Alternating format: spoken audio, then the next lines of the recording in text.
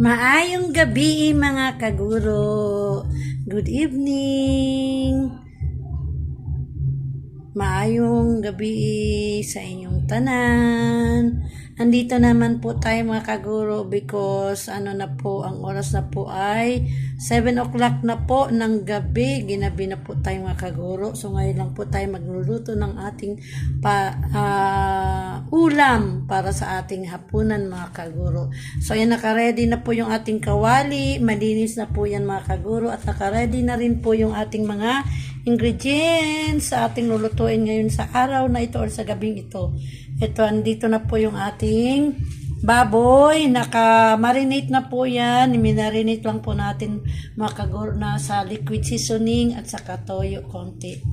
Yan. At meron na rin po tayong bawang, yung sili na atsal or bell pepper po, kamatis, sibuyas syempre mga kaguro, at meron tayong ayan, tomato sauce. Meron din po tayong mamasitas, pang menudo, powder. Meron tayong oyster sauce. Ayan po mga kaguro. At meron din po tayong pork and beans. Ayan mga kaguro. Po natin yan sa ating lulutuin ngayon. At syempre po ang ating gulay, ang ating potato, patatas po mga kaguro, at ang carrots. So, ang lulutuin, at ito po rin po, may magic sarap po tayo at asin. Yan. Ang lulutuin po natin mga kaguro ngayon ay version or sariling recipe ni Ma'am Eva na menudo mga kaguro. Magmenudo tayo pero sariling ko lang po, technique to mga kaguro. Pasensya na po ha. Pasensya na po. Pero para lang po ito sa ating pamilya, pampamilyang luto mga kaguro. So ayan po, iuna po natin ang ating kawali. Buksan na po natin ating kawali at para uminit na at lagyan na natin siya ng oil, ng mantika mga kaguro. At narinig niyo po medyo may tugtog doon sa likuran ng bahay natin. Parang may party mga kaguro. So pasensya na po, baka tayo makapiright. So ayan po. Ayan, mainit na po ang ating kawali. Ilalagay na po natin ang ating bawang mga kaguro. So lagay na natin.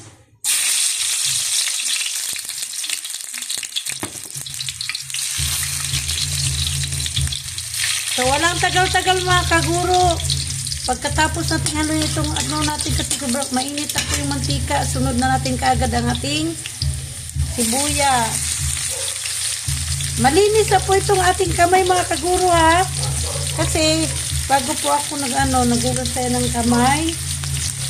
Dahil naglinis tayo kanina ng ating baboy. Nugasan muna natin ng 2 beses. So, ayan na po. At siyempre, mabilisan lang po ito. Lagay na natin kaagad yung ating kamatis mga kaguro. Kasunod ng ating sibuyas. Kasi gabi na po. Tapos yung mamikay din po tayo doon kina Tantan at saka kila Ate Edna ng niluto natin mga kaguro. Hindi ko pala nabanggit sa inyo mga kaguro. Diba dati yung sinasabi ko, share kami ng ulam nila ate. Sila ate ang magluluto sa tanghali. Tapos kami naman ay sa gabi. Tapos bigayan lang po kami. Sinasahog na namin sila sa gabi. Si ate naman sinasahog nila kami sa tanghali. Pero ngayon po dahil bumukod na po sila Tantan, yung parent nila Tantan sa kasama ng anak, sila Tantan, bumukod na po ng bahay. Tapos sila ate naman ay nanatili dyan sa bahay na tinitirahan nila. Bumukod na po sila. Kaya, ang sabi ko, hindi na tayo mag-share kasi pag mag-share kami mga kaguro, medyo malakihan si ate ng gastos dahil sila na lang po. Tapos si kuya naman nagmamaniho lang po ng tricycle. Tapos siya lang po ang kumikita. Si ate naman po ay nasa bahay lamang. Kaya sabi ko, para hindi kayo makatipid kayo at konti lang, lang yung budget nyo, para maging konti lang budget nyo, hindi na tayo mag-share. Magbigay-bigay na lang po tayo kanya-kanya na tayong luto, tapos magbigay na lang kung ano, gusto magbigay o mag-share kung ano, dahil po, siyempre, nandyan talaga ang sharing sa magkakapatid mga kaguro. So, ganyan na lang po yung ginagawa namin. Minsan, pagkakunti lamang po yung niluto natin ay hindi na po na tayo nagsishare, pero kadalasan po mga kaguro ay nagsishare tayo ng ulam sa kanila. So, ayan po. Lapit na po, lagay na natin ang ating baboy.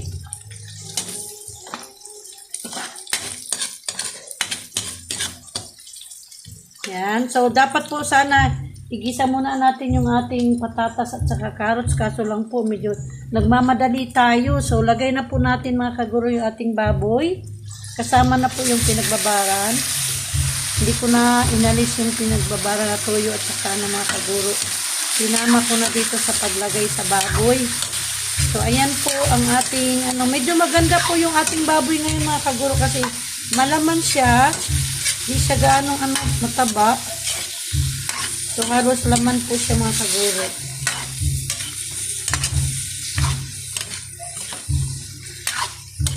So, ayan.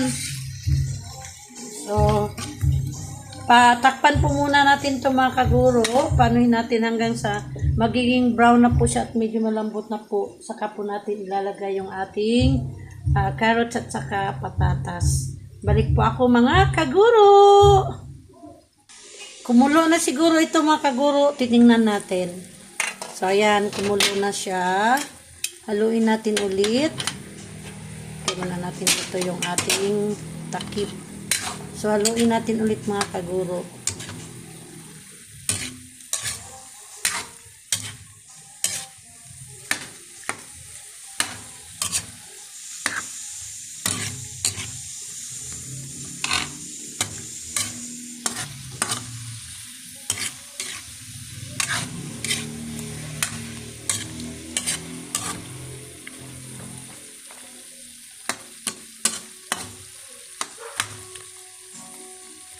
Yan, takpan natin ulit. Check natin ulit mga kaguro.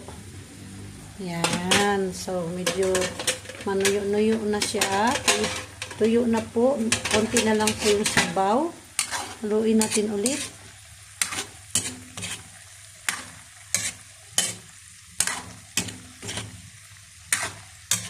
Yan. Anuhin natin mga kaguro na medyo malambot na siya pero hindi pa kasi siya malambot eh.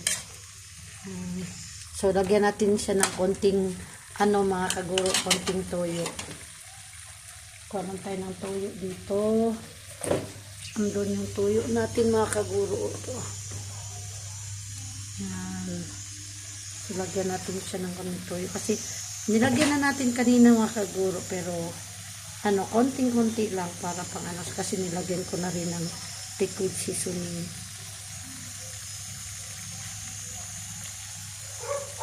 Okay.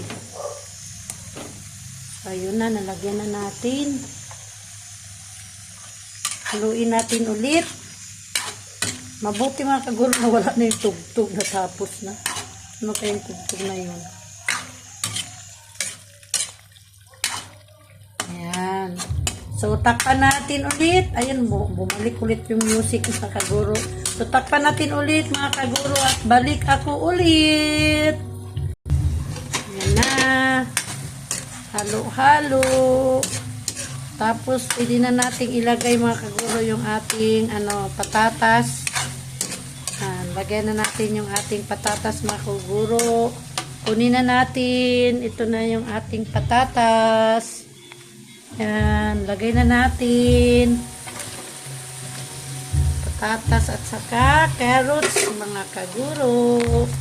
So, haluin natin mga kaguro. Halo-halo. Sariling version na recipe lang ito mga kaguro. Ano-ano ko lang po ito mga kaguro ha. Hindi talaga kagaya sa mga professional na magluluto. Pang pamilya lang po ito mga kaguro. Yan. O, takpan natin ulit. Tapos mga ilang mga kaguro, pag medyo na yung patatas at saka carrots, lalagay na po natin yung ating pork and beans.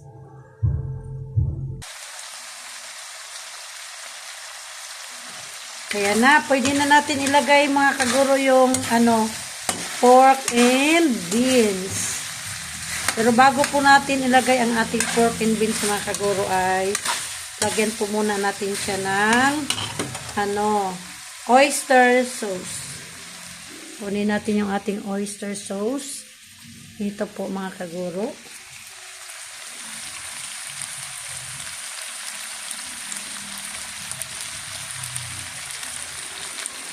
Okay, so ayan, hindi natin inubos mga kaguro. Medyo kalahati lang po nitong laman sa sasina po. Yung nilagay natin.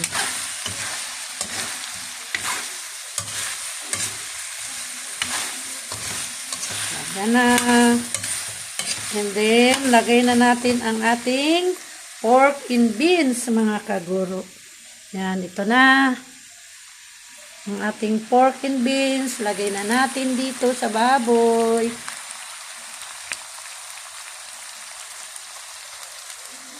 Okay, and then haluin mga kaguro.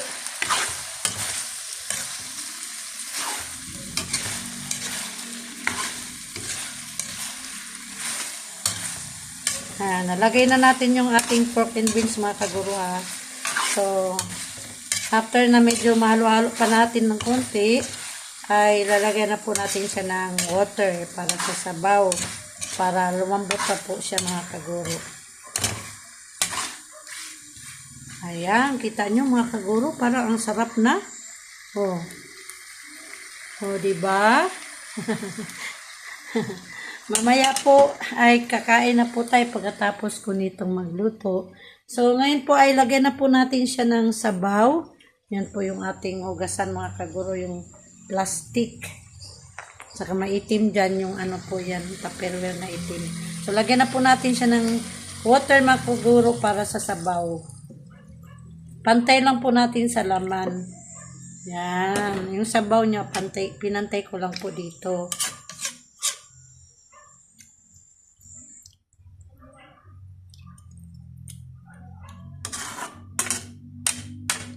Yan po. So, pakuluin lang po natin mga kaguro hanggang sa lumambot po itong ating baboy. Lumambot na po talaga yung ating baboy, pati na rin po yung ating carrots at saka patatas. Saka po natin lagyan ng po mga kaguro, ng mamasitas powder para sa pangminudo at saka yung ating tomato sauce. So, takpan natin ulit mga kaguro. Ayan, balik po ako. Ayan na siya mga kaguro. Ayan, kulong-kulo na. Tapos, bago po natin lagyan po mga kaguro ng sinabi ko kanina na powder para sa paminudo powder, mamasitas at saka yung ating tomato sauce. Titimplahan po muna natin mga kaguro kasi alam nyo po pag meron na pong tomato sauce, medyo nahirapan akong kumuha ng timpla mga kaguro. Kaya timplahan po muna natin. Lagyan po muna natin ng asin. At syempre po, ang pampasarap po ng magic sarap. So, lagyan natin ng asin mga kaguro. Ganunin lang natin mga kaguro. Kasi nawala yung kutsara na itong Kaya ginaganito ko na lang. Hirapan nga ako mga kaguro. Ayan. So, hindi lang paunti-unti lang na asin mga kaguro kasi meron na po siyang toyo. Kunti lang po kasi makukuha ko, madala ko dito sa lagyanan. Yan. Sapa. Okay, and then lagyan natin po ng magic sarap. Tsaka nilalagyan ko rin po mga kaguro ng pork cube. So yung ating magic sarap po ay medyo malalim na. Hindi na natin nadagdagan. So konti lang nadala mga kaguro.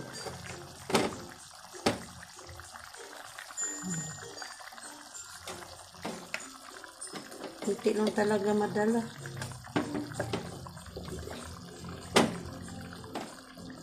So, ayan na. Okay, so haluin natin mga kaguro. Haluin natin siya.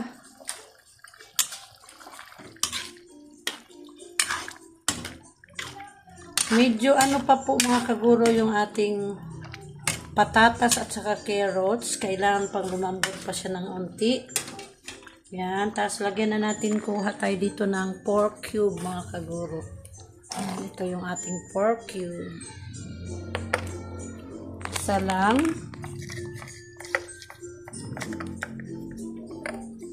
Yan, lagay natin dito. Tanggalin lang natin yung balat. Medyo mahirap tanggalin kasi isang kamay lang po gamit natin dahil yung kabilang kamay natin mga kaguro ay hawak-hawak po itong ating cellphone. So, nabukas na po. Ilagay na po natin yung ating pork cube. Yan. And then, haluin para matunaw po siya mga kaguro. So, medyo pakuluin pa po natin para umano talaga yung ating tinimpla. Tapos, pagbukas natin ulit, ay tikman natin. Pag insakto na po yung kanyang timpla, lagay na po natin ang ating powder. Mamasitas at saka yung ating tomato sauce na Del Monte. So, balik po ako ulit mga kaguro. Okay, tingnan natin mga kaguro. Yan. And then, tikman natin ulit. Kumusta ang buhay-buhay? Nanonood po sila ang asawa ko nanonood ng vlog ni Intoy at Mika. Bakit? Yan. Tamang-tama na po mga kaguro yung kanyang timpla. Ngayon po ay ilagay natin, bago natin ilagay, unahin muna natin pag yung powder. Konti lamang po kasi naman na siya, ang sarap na po mga kaguro. Yan. Haluin natin. Iis na lang kasi darating din ang pagkakataon. Naaayos din yung bagay. So, ganun naman kasi ang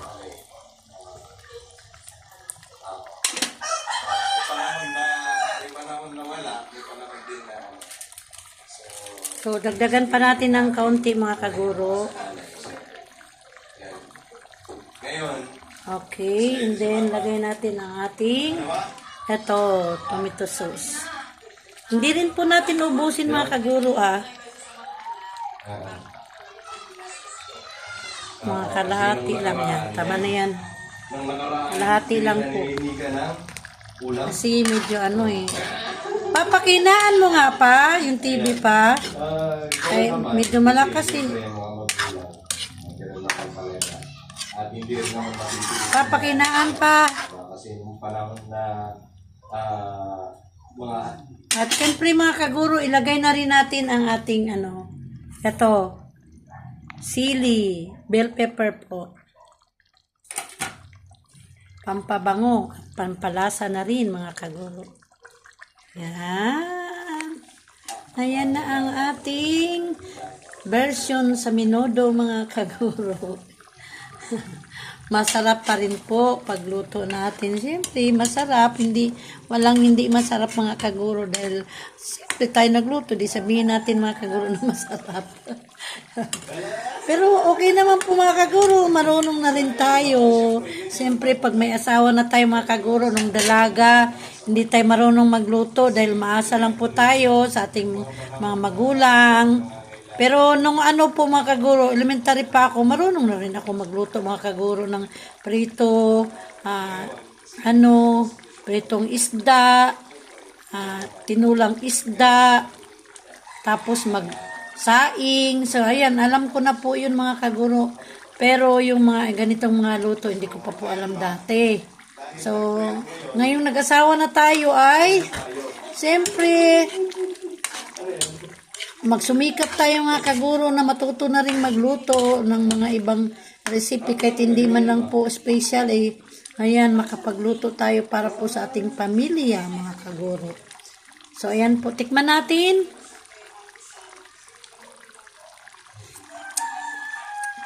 Sarap na mga kaguro. Totoo yun. Masarap na mga kaguro. So, ayan, pakuluin po muna natin ha. Ano natin. So, maya ay, syempre, luto na po ito. Takpan po muna natin. Ito na po mga kaguro ang ating minudo. Ayan na po mga kaguro. Ayan. Oh, kita niyo po mga kaguro. Ayan na ang ating minudo. Sariling version ko lang po ito mga kaguro. Basta kung ano lang gusto kong i-ano, alam ko na pasarap mga kaguro ay siyempre naghanapin tayo ng paraan para sumarap ang ating luto. So ayan po, maraming salamat mga kaguro talaga sa inyong panonood ng aking vlog. Ang inyong mga kaguro, ang inyong kaguro Eva. And please mga kaguro, nakikisuyo ako, please subscribe my channel Geneva Loves or Geneva Loves mga kaguro. Please subscribe and like and share mga kaguro at maraming salamat. Maraming salamat sa mga subscribers ko, sa mga silent viewers, sa mga mag-subscribe pa po, sa mga nanonood ng aking vlog. Maraming salamat po mga kaguro. God bless and bye-bye. Mag-ingat po tayo lagi.